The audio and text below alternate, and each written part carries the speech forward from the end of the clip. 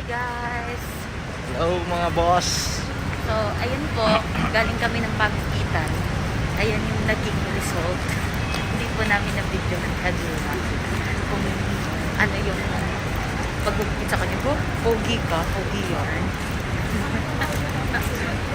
So, ngayon guys, ang gagawin namin is pupunta kami sa ate ko, makikikain kami. Kainan na naman. Nagutom ako, kakaantay sa kanya dun sa ano, sa Naghahanap kami ng pagkikitan. libro eh. Nagutom ako. Hindi ko sayang, hindi ko nabigyan kanina. Kasi parang ang suplado naman ng mga tao. Akala ko si daddy na yung suplado kasi pogi daw siya. Pogi daw siya. Oo, sana all.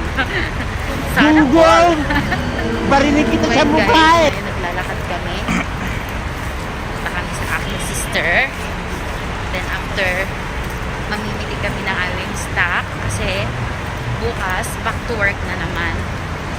So, 2 days off, it's already finished. Magbabanat na naman kami ng buto para kami kumita. Pogi yarn. Happy? Happy ka, Siyempre. di? Happy ka? Gulat naman sila nito pagbalik ko ng work.